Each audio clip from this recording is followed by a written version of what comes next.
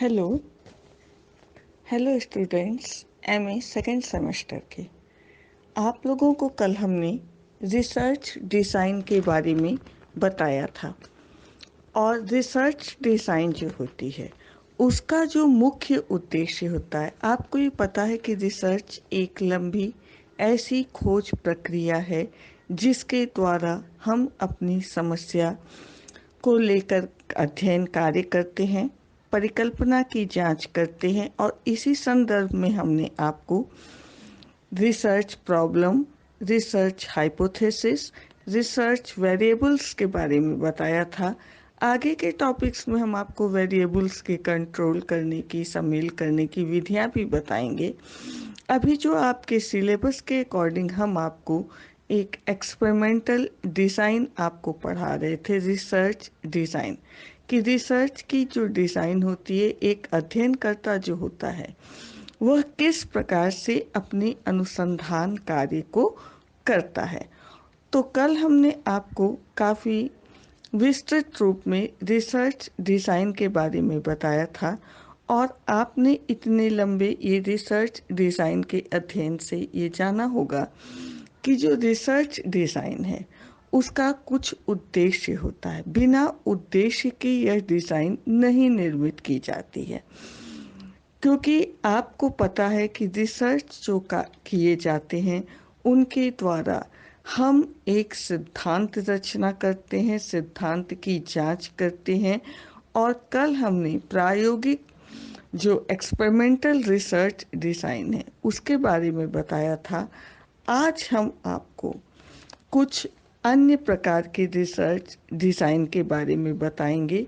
और उसके पहले हम आपको ये बता दें कि जो रिसर्च होती है उसका जो मुख्य उद्देश्य होता है कि अपने जो अनुसंधान कार्य को हम कर रहे हैं, उस जो प्रश्न को यानी समस्या को जो लेकर हम चल रहे हैं, उस समस्या का हम इतना शुद्ध, वैध, वस्तुपरक अध्ययन करें कि जो हमें उत्तर प्राप्त हो वह भी वैध हो, वस्तुपरक हो, शुद्ध हो। और इसी उद्देश्य से रिसर्च डिज़ाइन डेवलप की जाती है, क्योंकि रिसर्च डिज़ाइन हमारे रिसर्च के वर्क के एकदम स्वरूप को निश्चित कर देती है कि हमें क्या करना है, कैसे करना है, कब करना है, किस प्रकार चरों को प्रशासित करना है, कितने समूह पर करना है। तो इस तरह से एक अनुसंधान या रिसर्च जो डिज़ाइन होती है, अभिकल्प जो होता है उसका मुख्य उद्देश्य होता है कि हम जो अध्ययन करें वह हर दृष्टि से शुद्ध, वस्तुपरक और परिशुद्ध अध्ययन हो, ताकि हमारे प्राप्त उत्तर भी उतने ही वैध हों। साथ ही साथ आपको पता है कि जो साइकोलॉजी है वह व्यवहार का विज्ञान है और यह व्यवहार बहुत ही व्यापक है। इसकी कोई सीमित डेफिनेशन नहीं कर सकते हैं। हम कार्य कारण संबंध के रूप में व्यवहार की व्याख्या करते हैं। तो जब हम एक रिसर्च डिज़ाइन निर्मित करते हैं तो इस रिसर्च डिज़ाइन के द्वारा हमारा जो अध्ययन है वह उसका जो प्रसार है उस पर हम नियंत्रण स्थापित करते हैं कि हमें इतने ही कार्य का अध्ययन करना है, इस रूप में करना है, इस प्रकार परिवर्तित करके करना है। तो एक तरह से यह जो रिसर्च डिज़ाइन है वह हमारे प्रसरण पर नियंत्रण स्थापित करती है।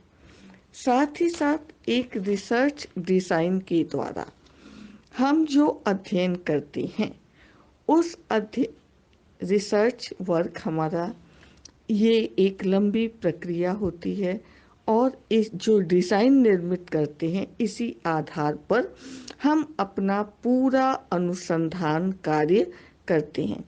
तो एक तरह से किसी अनुसंधान की जो मुख्य चीज है वह है उसकी डिज़ाइन।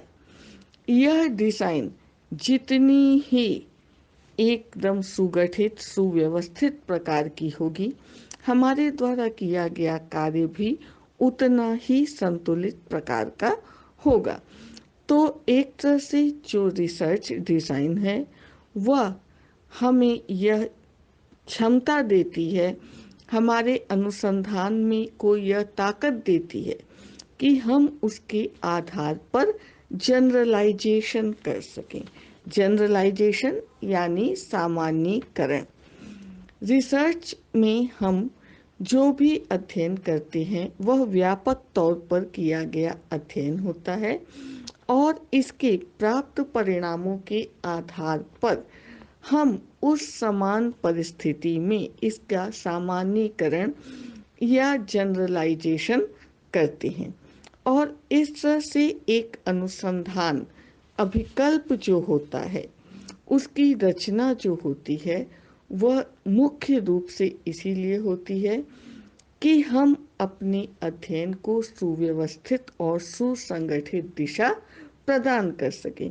और हमने अभी आपको रिसर्च डिज़ाइन जब बताया तो हमने आपको बताया कि हम दो समतुल्य ऐसे समूहों की रचना करते हैं, दो से अधिक एक ऐसे समूह लेते हैं जो कि पहली बात तो रैंडोमाइज्ड होते हैं, विधि से चुने जाते हैं। आगे हम आपको यादृच्छिक विधि के बारे में भी बताएंगे।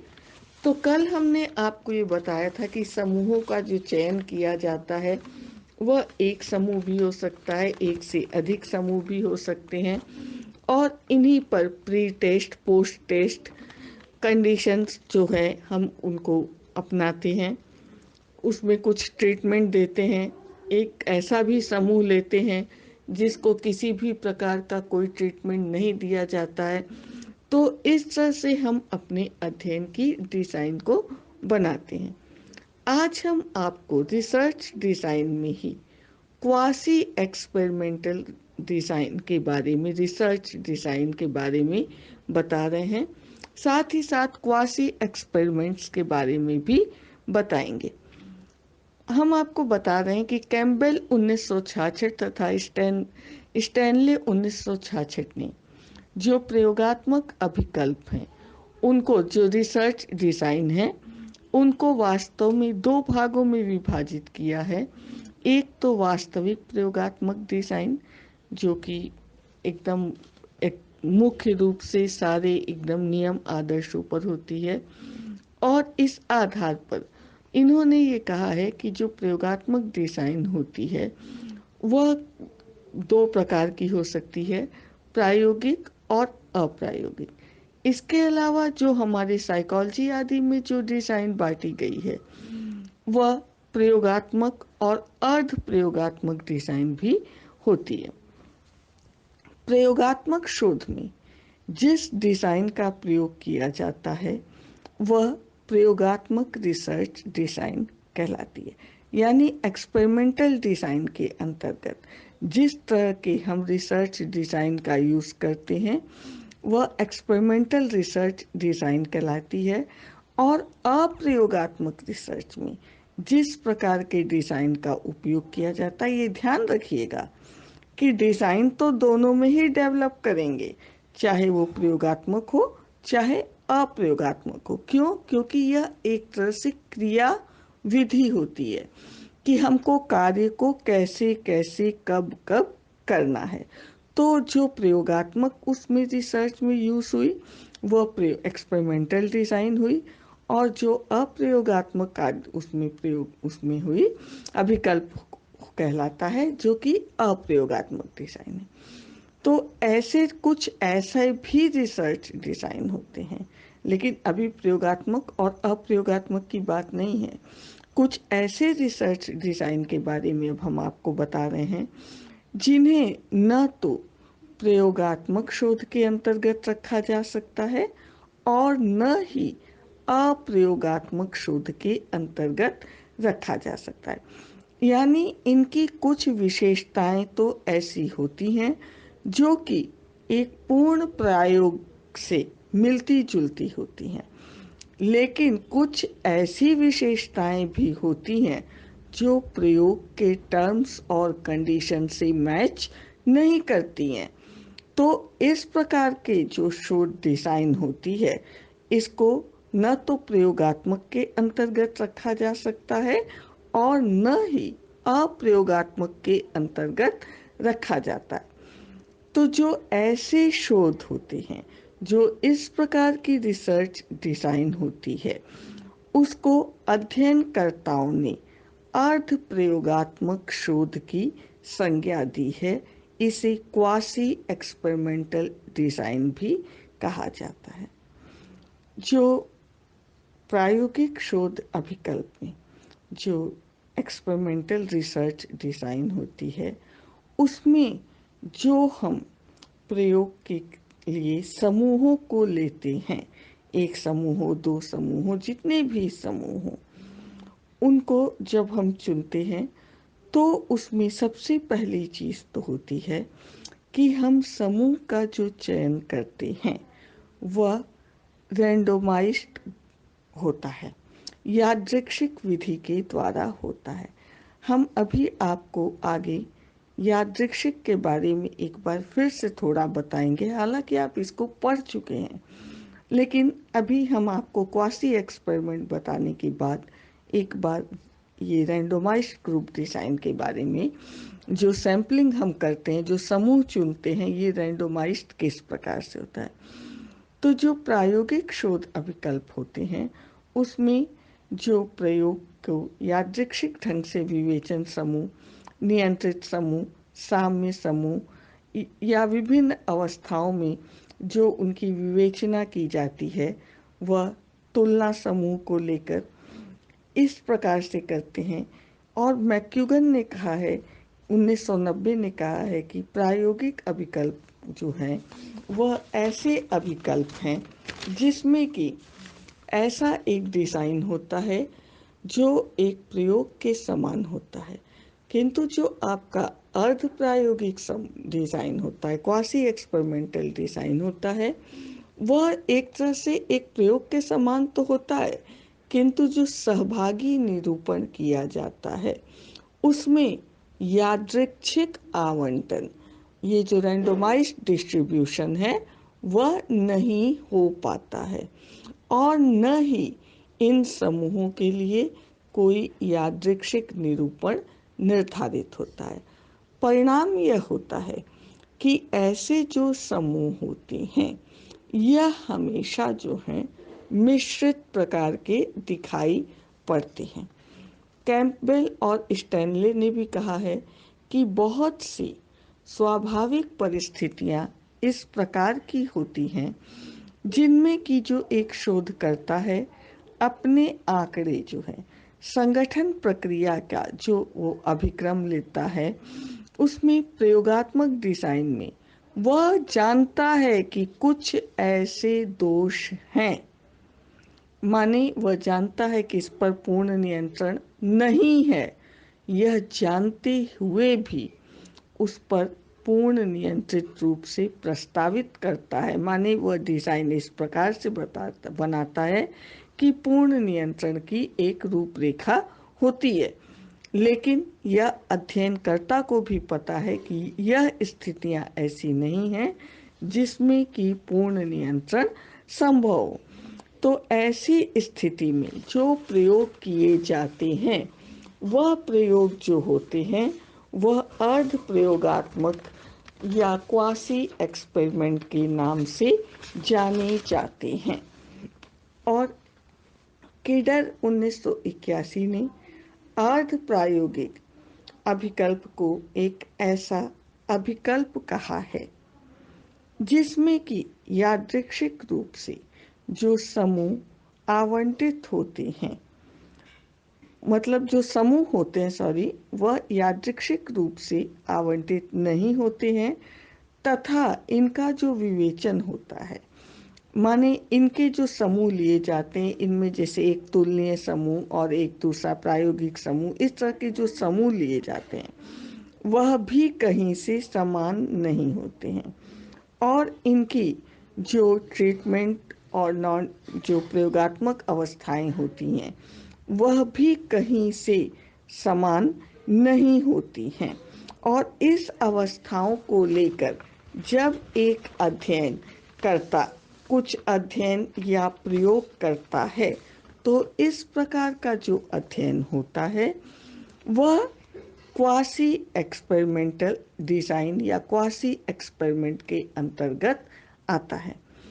जो किडर ने अपने अध्ययन के आधार पर बताया है, इस आधार पर हम कह सकते हैं कि जो क्वासी एक्सपेरिमेंट है इसकी जो प्रमुख विशेषता या तथ्य जो है वह यह है कि इसमें जो है जो डिज़ाइन रखते हैं वह सबसे पहली बात तो यह है कि जो प्रयोज्य होते हैं, जो सब्जेक्ट होते हैं, उनका विभिन्न समूहों में रैंडोमाइज्ड ढंग से डिस्ट्रीब्यूशन नहीं हो पाता है, यानी यादृच्छिक आवंटन नहीं हो पाता है।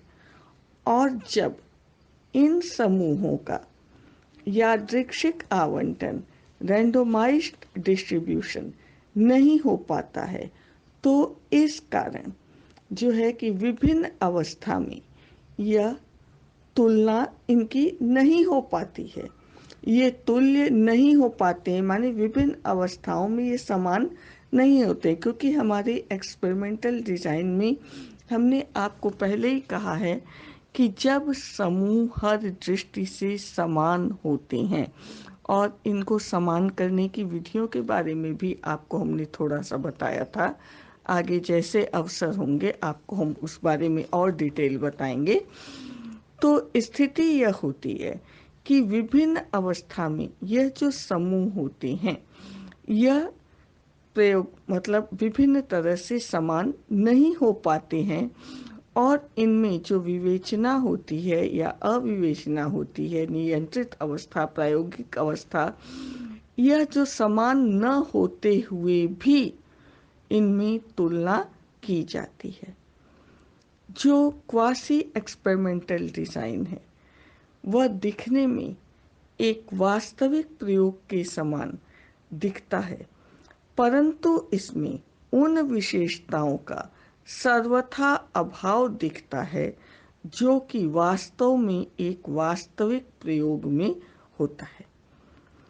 इस प्रकार के जो प्रयोग होते हैं उनमें वास्तविक प्रयोग जैसा नियंत्रण भी अध्ययनकर्ता का नहीं हो पाता है, यानी इसमें कुछ परिस्थितियां ऐसी होती हैं, जैसे हमने इसके पहले आपको बताया कि जो स्वतंत्र चर होता है उस पर अध्ययनकर्ता का पूर्ण नियंत्रण होता है, तो जो अध्ययन की दशा है वह प्रायोगिक कहलाएगी, और इसी स्वतंत्र चर पर जब अध्ययनकर्ता का पूर्ण नियंत्रण होता है तो वह उसको परिवर्तित करता है, घटाता है, बढ़ाता है, और फलस्वरूप वह निष्कर्ष देता है कि इसके परिणाम स्वरूप ही जो आश्रित चर है वह घटित हो रहा है। लेकिन अब आप सोचिए, जबकि स्वतंत्र चर पर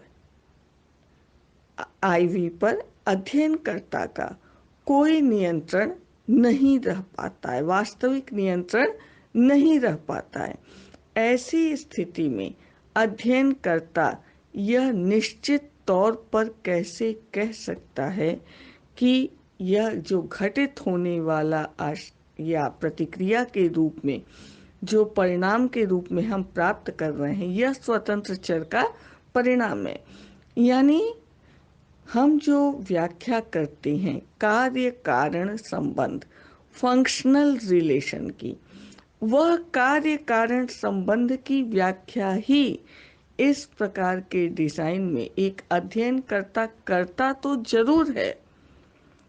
हमने अभी कहा कि पूर्ण रूप से प्रायोगिक न होते हुए भी, नियंत्रण न होते हुए भी अध्ययनकर्ता इनका प्रस्तुतिकरण एक पूर्ण नियंत्रित अवस्था के समान ही करता है।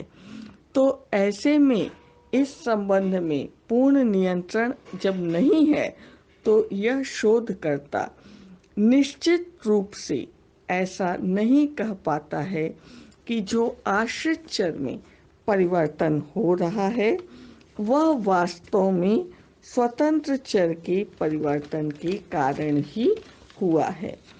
तो यह विशेषताएं इस प्रकार से हम जो विशेषताएं देख रहे हैं, इनसे यह पता चल रहा है कि जो अर्ध प्रयोगात्मक अभिकल्प होता है, यानी क्वासी एक्सपेरिमेंट डिजाइन जो होती है, वह ऐसा अभिकल्प होता है जो अप्रयोगात्मक नॉन एक्सपेरिमेंटल डिजाइन से श्रेष्ठ होता है। क्यों? क्योंकि जो अप्रयोगात्मक अभिकल्प होते हैं वह बिल्कुल ही अनियंत्रित प्रकार के होते हैं।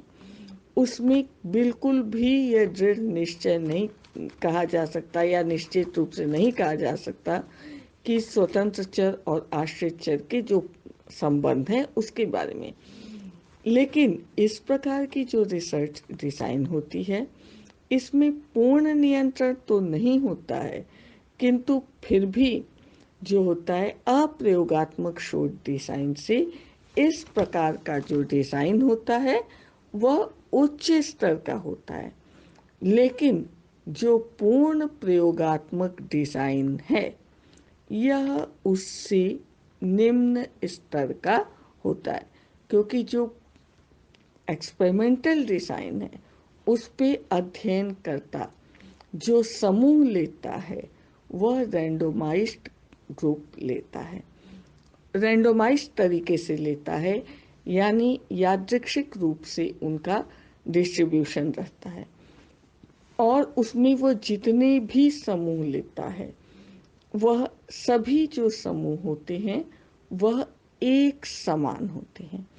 तो एक प्रकार से एक अध्ययन करता जबकि अपने अध्ययन के लिए जितने भी समूह लिए हैं वह यादृच्छिक रूप से चुने हुए हों, साथ ही साथ वह हर दृष्टि से समान हो, अध्ययनकर्ता का पूर्ण नियंत्रण हो, तो इस प्रकार की डिजाइन तो एक्सपेरिमेंटल डिजाइन के नाम से जानी जाती है।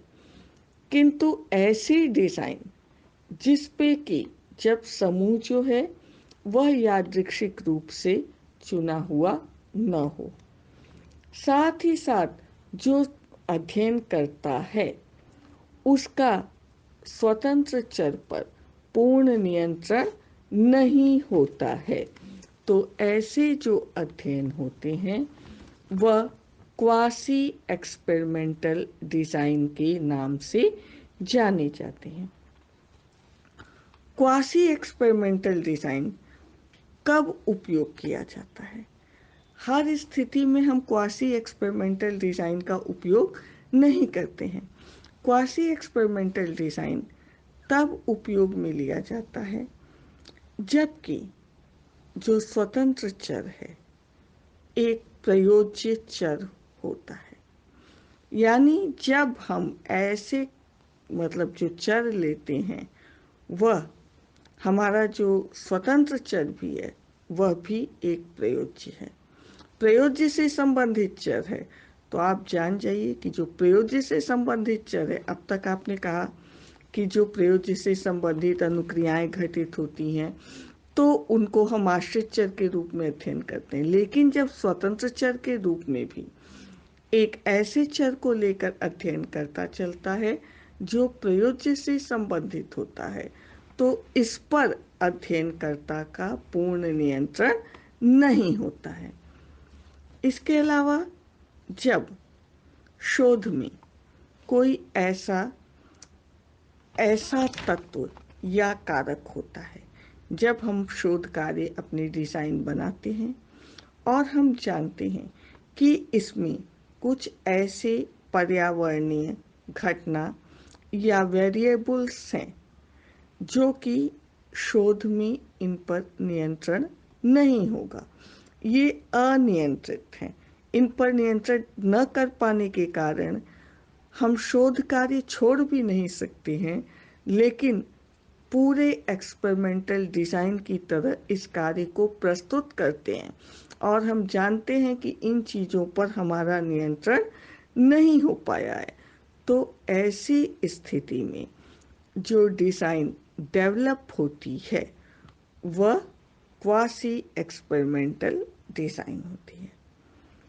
इसी प्रकार से जब अध्ययनकर्ता अपनी डिजाइन में जो समय का बीतना है उसे एक स्वतंत्र चर मानकर चलता है, तो जो समय का बीतना है वह आप भी जानते हैं कि समय का बीतना एक अध्ययनकर्ता के हाथ में नहीं होता है।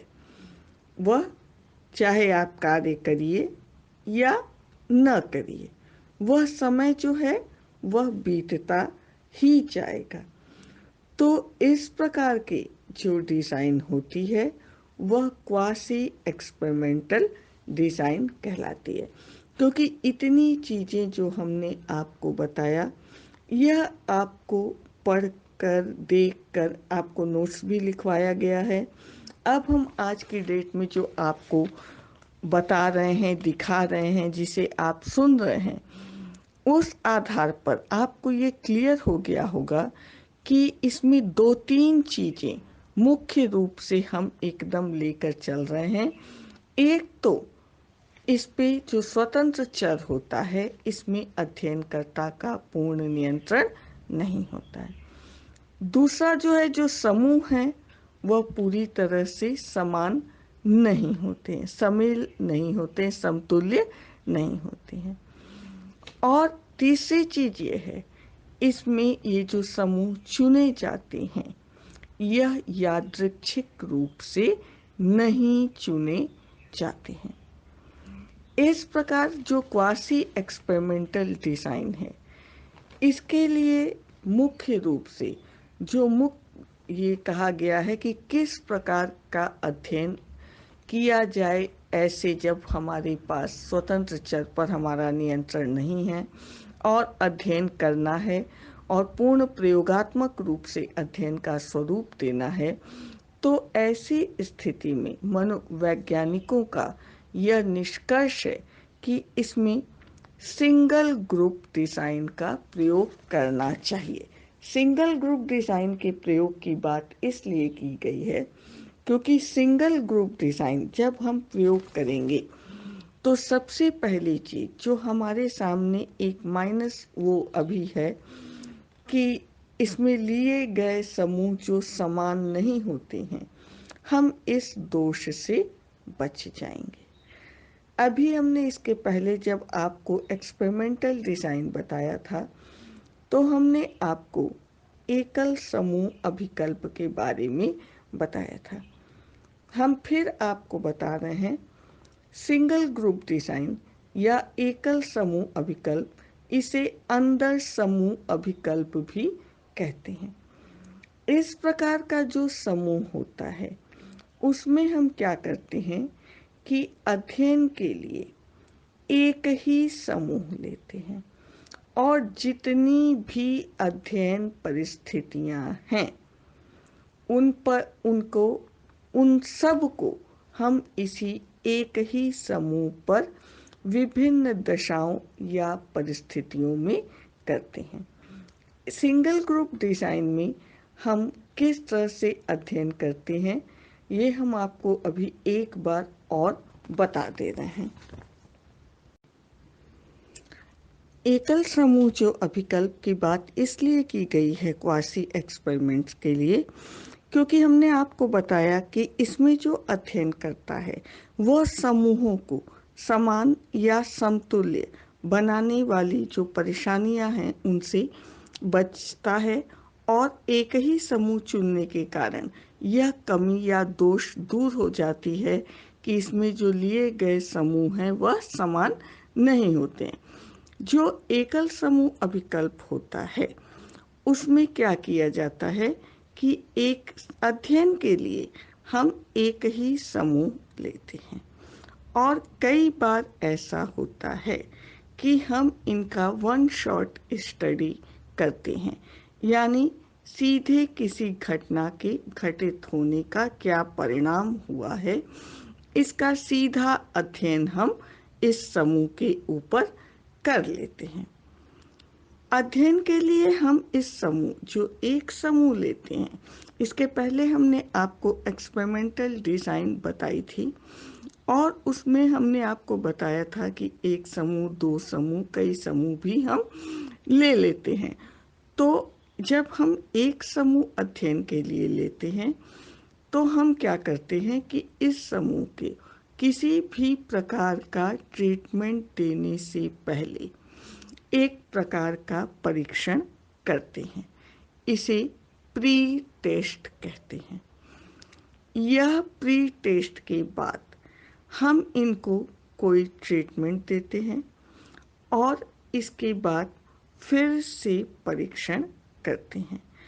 तो इस तरह से जब ट्रीटमेंट के बाद जो परीक्षण किया जाता है तो दोबारा जो परीक्षण करते हैं वह पोस्ट टेस्ट होता है। तो यह जो डिज़ाइन डेवलप हुई प्री टेस्ट पोस्ट टेस्ट, यानी एक ही समूह पर परीक्षण के पूर्व की, प्रशिक्षण के पूर्व की, माने विभिन्न प्रकार के जो हमको प्रशिक्षण देने हैं, कई प्रकार के, उनका क्या परिणाम होता है। तो एक बार हम कोई भी उन पर किसी भी प्रकार का कोई भी ट्रेनिंग, प्रशिक्षण, ट्रीटमेंट कुछ भी दिए बिना हम एज इट इज उनके बारे में अध्ययन करते हैं। फिर कुछ समय के लिए उनको चाहे विश्राम दें, 1 दिन, 2 दिन, 10 मिनट, 5 मिनट, जैसा भी हमारे रिसर्च की डिज़ाइन है। उसके बाद हम उन पर कुछ ट्रीटमेंट, कंडीशन, दशाएं लागू करते हैं और इस प्रशिक्षण, ट्रेनिंग, ट्रीटमेंट, इसके बाद हम पुनः इनका परीक्षण करते हैं और इन दोनों प्रकार के प्राप्तांकों की तुलना करते हैं। इस प्रकार से हम ये देखते हैं कि हमारे जो हमने ट्रीटमेंट दिया था उसका देने का या प्रशिक्षण का क्या प्रभाव पड़ा है। तो अब आप ये जान जाइए कि ये इस तरह का जो अध्ययन होता है एक ही समूह के पूर्व परीक्षण प्राप्तांकों और पुनः परीक्षण प्राप्तांकों के जो परिणामों के बारे में जो अध्ययन होता है यह कोरिलेटेड होता है, सहसंबंधात्मक अध्ययन होता है।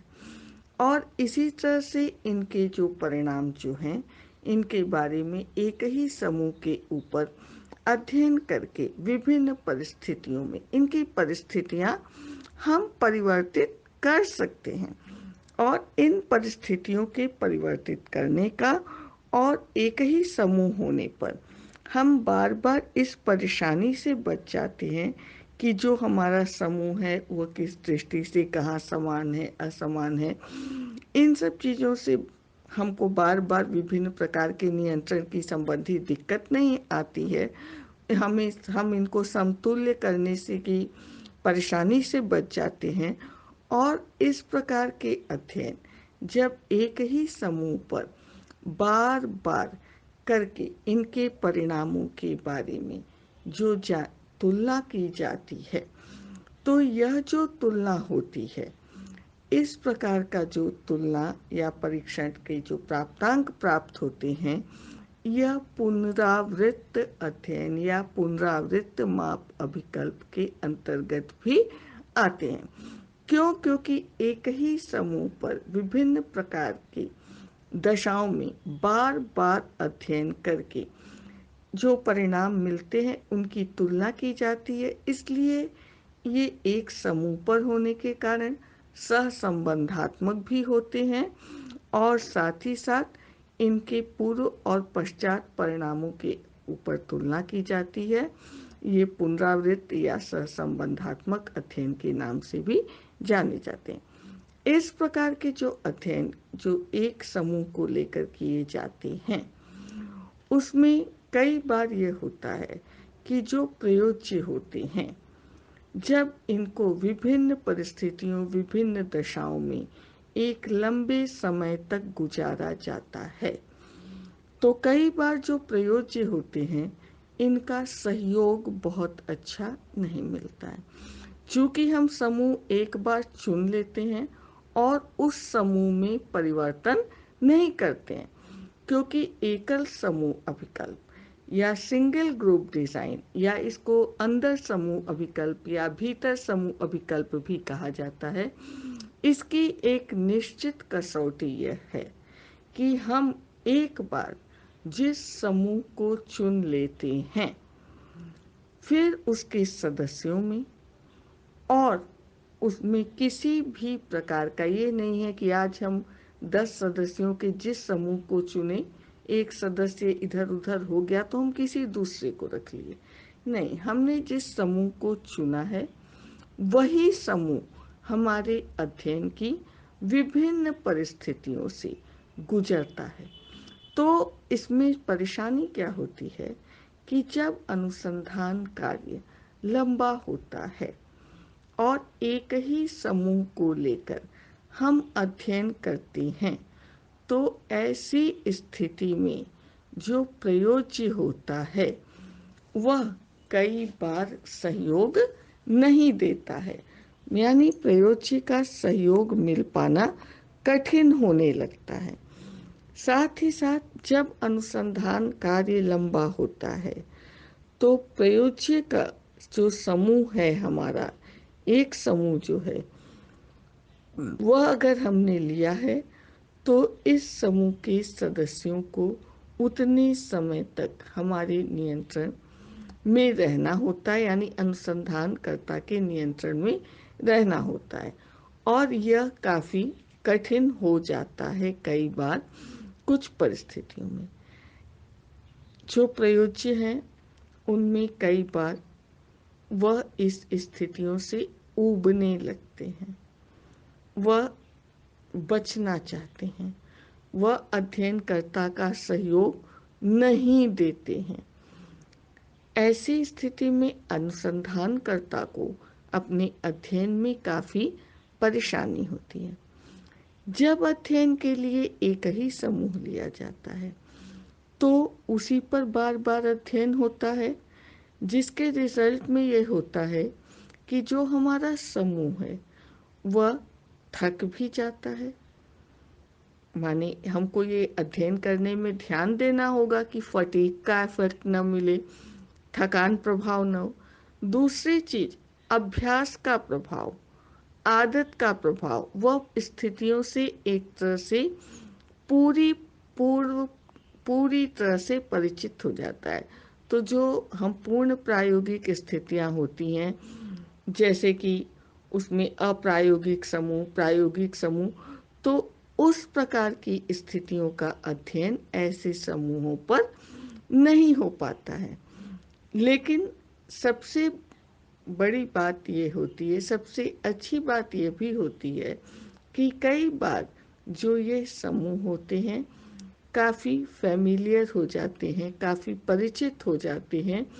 तो ऐसी स्थिति में जब यह समूह अध्ययनकर्ता के क्लोज्ड हो जाते हैं, नज़दीक हो जाते हैं, उसके साथ एक सामंजस्य बैठ जाता है, तो मिलने वाला सहयोग भी उत्तम प्रकार का हो सकता है। इसीलिए एकल समूह अभिकल्प को क्वासी एक्सपेरिमेंट्स के लिए बेहतर डिजाइन माना गया है, क्योंकि क्वासी एक्सपेरिमेंट्स का हमने आपको बताया कि जो सभी टर्म्स और कंडीशन हैं वह पूर्ण प्रयोगात्मक डिजाइन की तरह नहीं हो पाती हैं। इनमें कुछ ऐसा पक्ष होता है कि यह न तो पूर्ण प्रायोगिक समूह में रखे जा सकते हैं और न ही अप्रायोगिक डिजाइन में रखे जा सकते हैं। तो ऐसी स्थिति में इनमें कुछ विशेषताएं प्रायोगिक अभिकल्प की होती हैं, एक्सपेरिमेंटल डिजाइन की होती हैं, और कुछ दोष जो अप्रायोगिक नॉन एक्सपेरिमेंटल डिजाइन के होते हैं, ऐसे भी कुछ दोष इनमें मिलते हैं।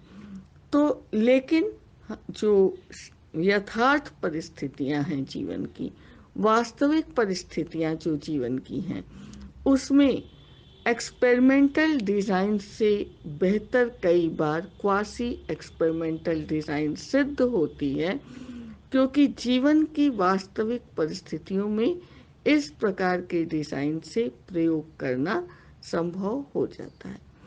हम आपको आगे की क्लासेस में थोड़ा सा रैंडोमाइज्ड ग्रुप डिज़ाइन, समूहों को सम्मिलित करना, इन सब के बारे में भी आपको बताएंगे।